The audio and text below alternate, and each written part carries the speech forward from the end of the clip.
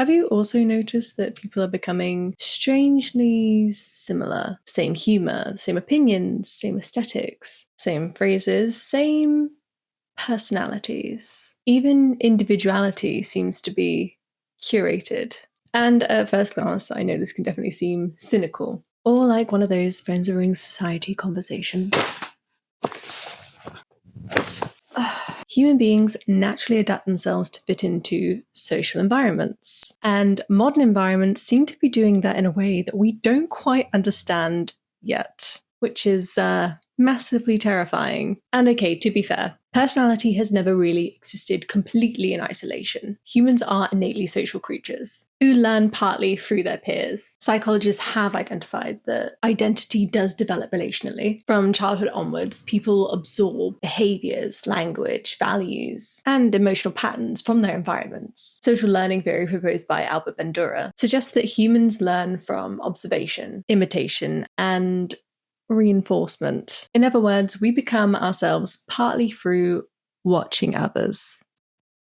And developmental psychologist Yuri Bonfren-Brenner proposed ecological system theory, the idea that human development is shaped by multiple environmental systems. And according to Bonfren-Brenner, identity doesn't form in isolation. It develops through layers of influence, starting with family, friendships, schools, community, culture, and wider societal systems like politics, government, all that fun stuff. And importantly, modern digital environments has now become one of those systems. And where we put it in this hierarchy is yet to be determined. For most of human history, people developed with relatively small social circles. Their social environment was quite small. There wasn't an awful lot of people that you'd come into contact with. It was usually based in your very small social community. And now, millions of people simultaneously all help to shape your identity. Social media platforms, algorithms, influencers, trends, online communities all become part of the psychological environment and system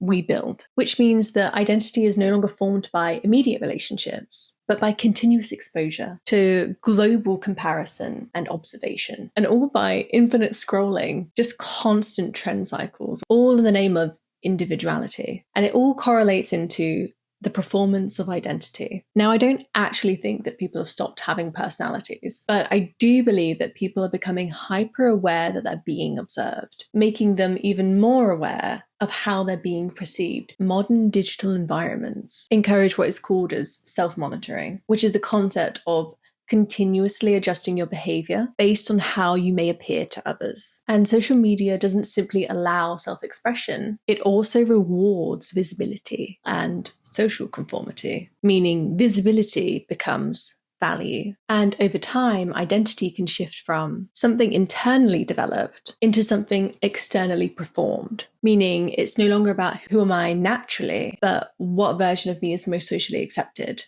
So when you and I are observing everybody else, and everyone else is observing you and I, individuality becomes optimization. So what is actually causing this? What is controlling that narrative inside of us? And I would argue algorithms and social mirroring. Algorithms really intensify this process. Psychological research shows that humans are naturally influenced by social proof, the tendency to view behaviors as more correct or desirable when lots of other people are also doing them. And online, this can be amplified tenfold.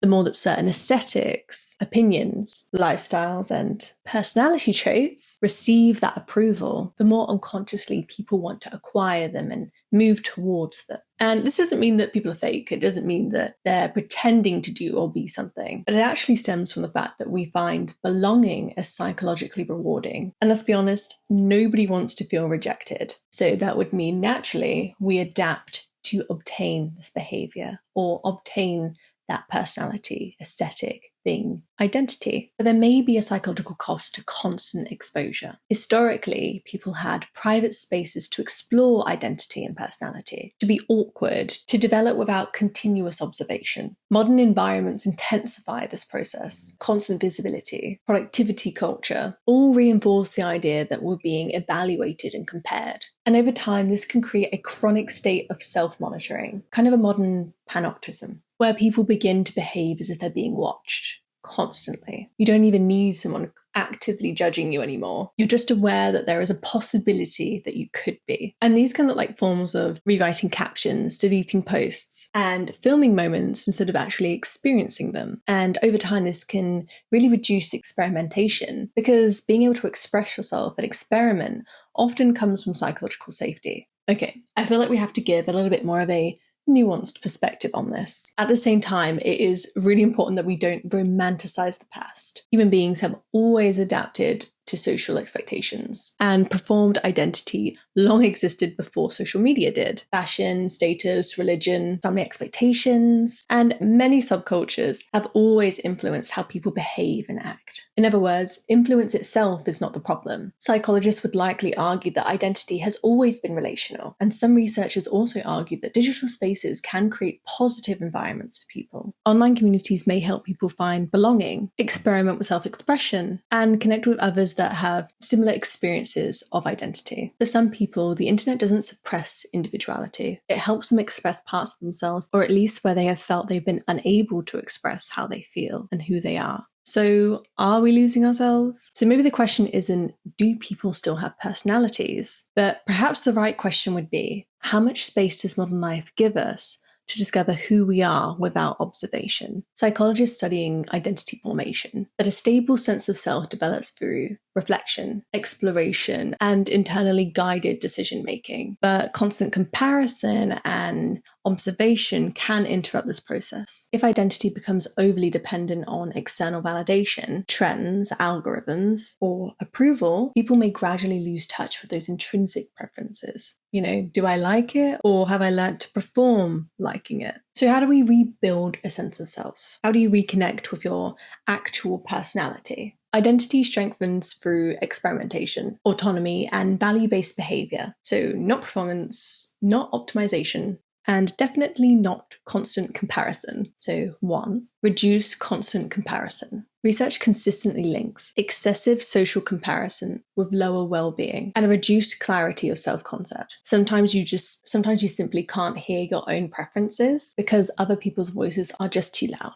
Number 2, rebuild private identity. You need to start doing things when nobody's watching. Not for content, not for approval, and definitely not just because they're aesthetic. Life is messy. Life is meant to be lived and experienced, not necessarily there to be watched and rewatched and judged. Do them because you genuinely enjoy those things. Privacy can often help us reveal more authentic preferences than public performance. Number 3, allow contradictions. Real personalities are inconsistent, they're complex, they're contradictory. Psychological maturity isn't about being perfectly branded and only fitting within that category. It's also about tolerating complexity within yourself and the contradictory opinions and thoughts and likes that you're going to have within yourself too. I know a lot of social media content now is all about branding and making a personal brand for yourself, but real personalities are not simply one thing. They are made up of multiple things and multiple levels. For example, I love psychology. I think well-being is very important, but I also love